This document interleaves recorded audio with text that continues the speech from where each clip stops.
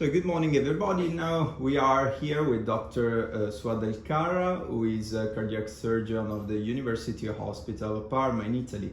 Hi Suad. Hi Sergio, it's nice to be here. Thank you for the invitation. So Suad is an expert in mitral valve surgery, and we will talk about mitral valve repair. So my first question is about cardiac surgery of mitral valve today. So how do you approach a mitral valve repair nowadays? As you know, Sergio, the mitral disease is quite different towards the population.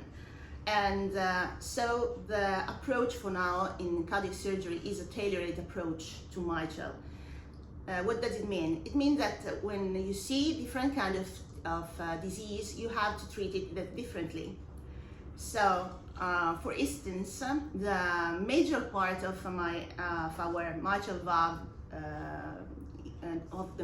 you have to treat as normally a degenerative disease. This kind of mitral disease are very easy to be corrected by repair and doesn't need any more replacement like in the past. This was allowed by new technologies that help us to make things easier. For instance, and moving a little bit forward to what Carpentier says and theorized in the early 80s. For example, there are more rings that allowed us to remodeling of and restore the original anatomy of the mitral valve annulus, and there are many other issues and features that you can perform through your surgery, like a position of new chorda with a simple gesture in Gore-Tex when the chorda is elongated or just ruptured.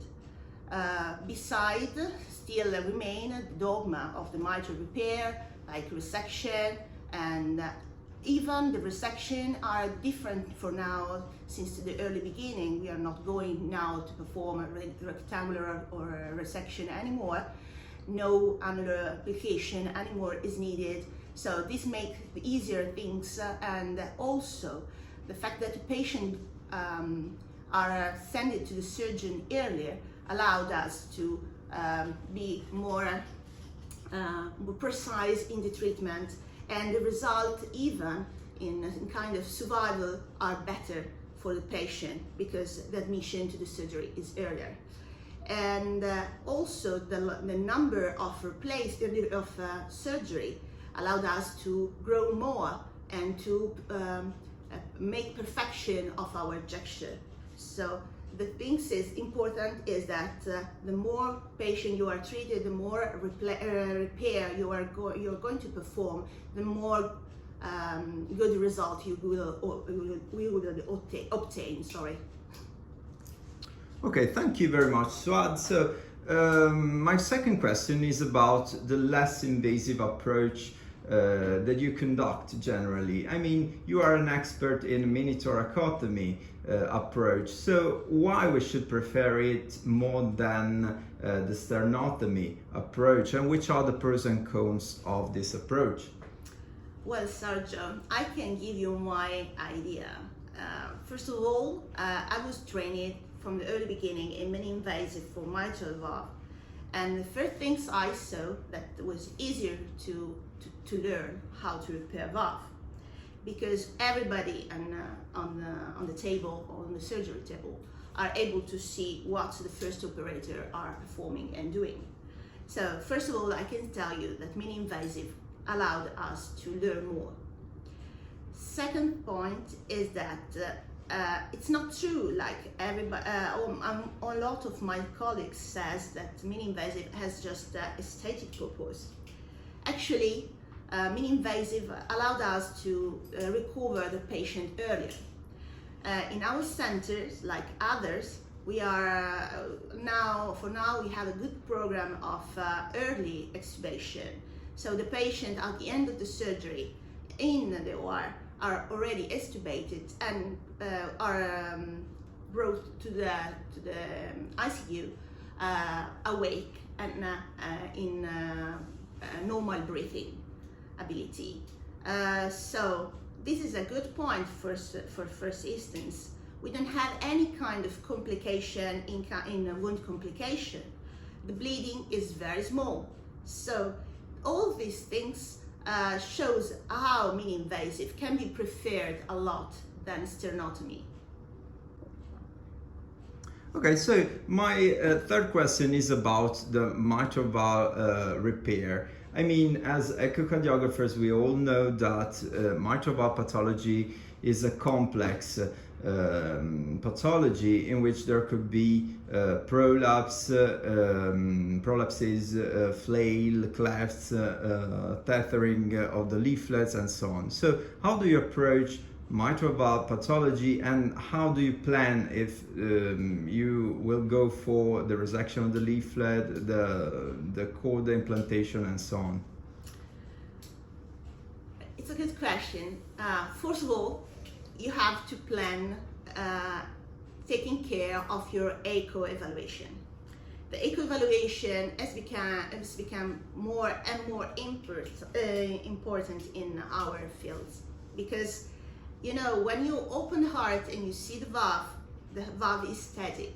There is no filling in the ventricle, no blood in the ventricle, is not moving at all. So it's not easy for us having a good evaluation of the motion of the valve itself.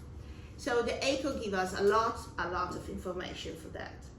Of course, after seeing the echo, you have to be able to connect the image of the echo with what you are going to see in the open field.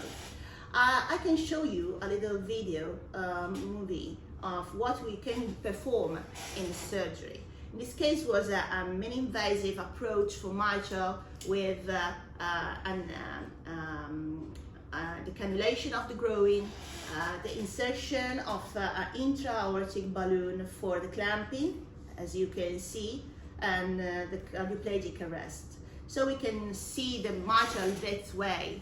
This is what I mean when I can tell you that the mitral valve can be easily seen in mini-invasive with no problem.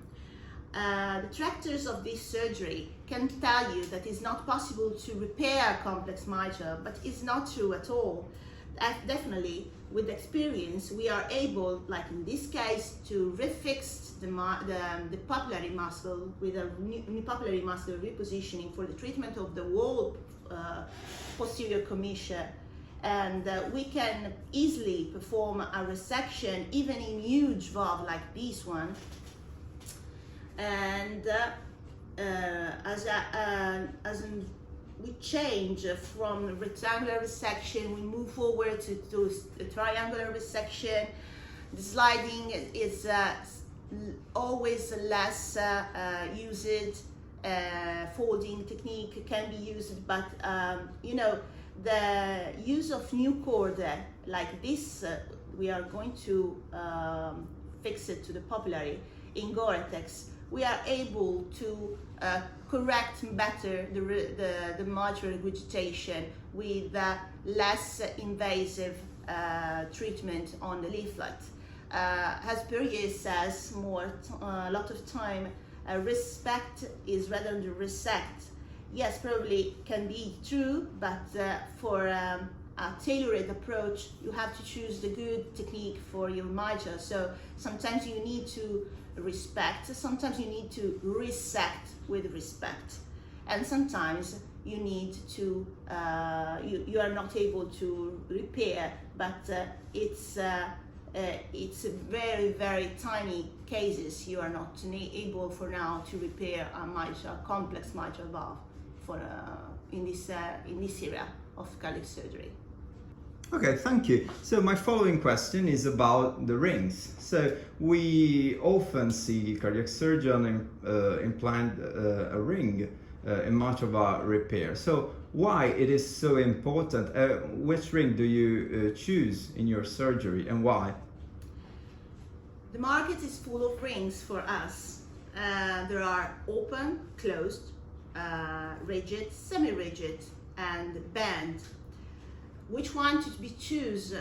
Okay, depends of the disease of your valve and what you're going to achieve or you want to achieve as a result. For example, in functional mitral valve, if it's possible to fix it and not to replace, the ring must be necessarily rigid, because need to be supportive of your ring reduction. In case of degenerative, the ring has to be more flexible. So we move to semi-rigid or even not semi-rigid band ring. In my experience, I don't like a lot of the band, which doesn't have a remodeling but just a reduction function. I prefer rings that allow you to remodeling the normal anatomy of the annulus. There are a lot of them. Probably the best thing to do is to choose the best that works for us and for our patient. Okay, my final question is about the future. I mean, so nowadays there are lots of devices that could be used in mitral valve repair. I mean, edge-to-edge percutaneous repair, percutaneous rings, and so on. How do they correlate with cardiac surgery? And do you see the future of cardiac surgery in mitral valve repair? That is true. There are a lot of devices available, and probably a lot in patented tendon to be less invasive.